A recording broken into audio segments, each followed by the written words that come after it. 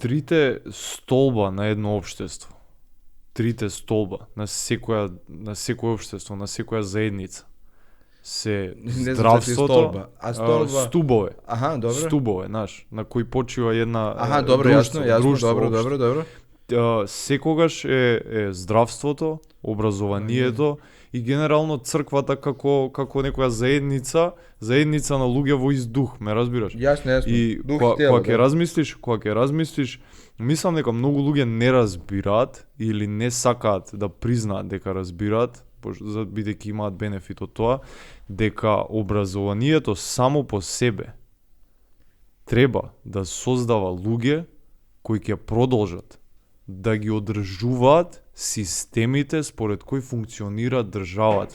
Значи, дали тоа било индустрија, дали тоа било државна администрација, на било кое поле, сите тие луѓе постојат за да го одржат тој систем на државното тело. Ме разбираш? За ние како заедница да функционираме како суверена нација, како суверена држава, ме разбираш? Не, јасно, по што ти рекол мало пре, ако ти не уложиш у своje високошколски кадар, односно кој ќе теби onda ту земју предводити за 5 и 10 години? Буквално. Кои лекари ќе те лечити, кои правници, политичарите зборуваат за некаков прогрес, постојано напредок и кај вас и кај нас. Да. Но моментот е што ако продолжиме со овој тек на ситуацијата, значи ако студентите воопшто немаат концепт за самите себе прво. Ме разбираш? Значи ретко среќавам некој човек кој има цврста намера, цврст план, знаеш.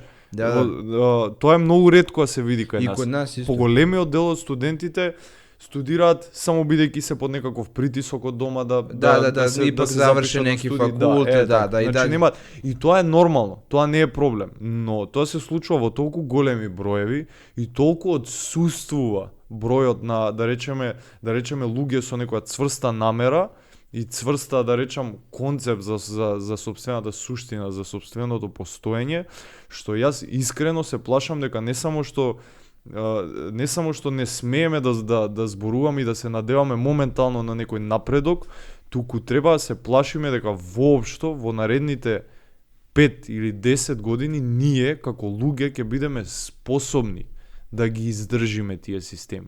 Значи, ме разбираш? Значи, ако продолжи овој тек на образованието, ако продолжат овие услови во студентските домови, тоа апсолутно значи колапс на заедница. Све луѓе уопште неќе имати желју да уписују факултет. Знаеш зашто луѓе прво, ono što smo mi videli kao problem kod nas, to što mi imamo mnogo fakulteta, 31 fakultet univerzitet u Beogradu, i oni dok idu kroz osnovno i srednje obrazovanje, oni ne znaju uopšte šta znači studirati i šta mogu da rade posle fakulteta.